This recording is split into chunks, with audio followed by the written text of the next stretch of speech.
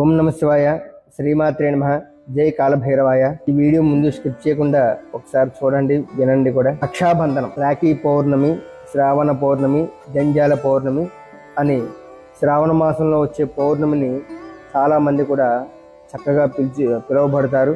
అయితే ఈ యొక్క జంజాల పౌర్ణమి, రక్షాబంధనం, రాఖీ పౌర్ణమి రోజు అన్నా చెల్లెళ్ళు, ఆ సందర్భంలో చెల్లయ్య కానీ అక్కలు కానీ ఎవరైనా సరే అన్నదమ్ములకి కట్టేటువంటి రక్షాబంధనం అనే ఏదైతే ఉందో ఆ రక్షాబంధన ఏ సమయంలో కడితే బాగుంటుందో అనేటువంటి మీకు విశ్లేషణ చేయడానికి నేను ఈరోజు మీ ముందుకు రావడం జరిగింది. చాలా మందికి ఎప్పుడు పడితే అప్పుడు కట్టేసుకుంటాం, కానీ కట్టుకోవడానికి ఒక విశేషంగా ఉండాలి. చెల్లి కానీ అక్క కానీ తమ్ముడికి కానీ అన్నకు కానీ రాఖీ కట్టేటప్పుడు అది రక్షా కవచంగా ఏర్పడి ఉండాలి. వాళ్ళిద్దరి మధ్య ఉన్నటువంటి అనుబంధం నిరంతరం చిరకాలం ఉండాలి అంటే ఏం చేయాలి?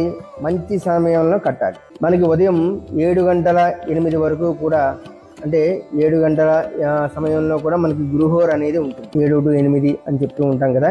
ఉదయం అయితే మాత్రం శనిహోర ఉంటుంది. కానీ మనకి దుర్ముహూర్తం కూడా 7:25 వరకు ఉంది. దుర్ముహూర్త కాలం కూడా 7:25 వరకు ఉంది. అయితే రాహుకాలం ఉదయం 9 నుంచి 10:30 వరకు ఉంది. మధ్యాహ్నం యమగండం 1:30 నుంచి 3 గంటల వరకు ఉంది. మరి ఏ సమయంలో నుండి మనం కట్టాలి అంటే ఈ యొక్క కాలాల్లో లేకుండా, ఈ రాహుకాలం, యమగండం, దుర్ముహూర్తాలు లేని సమయంలో కట్టడం అనేది విశేషంగా కాస్త ఫలితాలు అయితే ఇస్తాయి.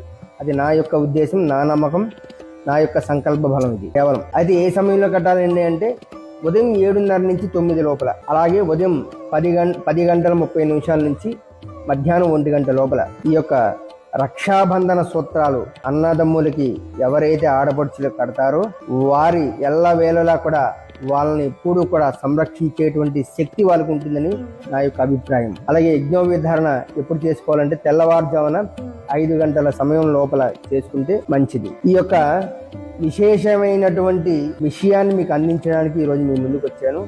మీకు నచ్చితే కామెంట్లో తెలియండి. మీకు ఏమైనా డౌట్స్ ఉంటే కనుక మీకు నచ్చితే అందరికీ షేర్ చేయండి. ఈ సమయంలో కడితే చాలా మంచి, అందరూ బాగుండాలి. సర్వే జన సుఖినో భవంతు, లోకా సమస్త సుఖినో భవంతు.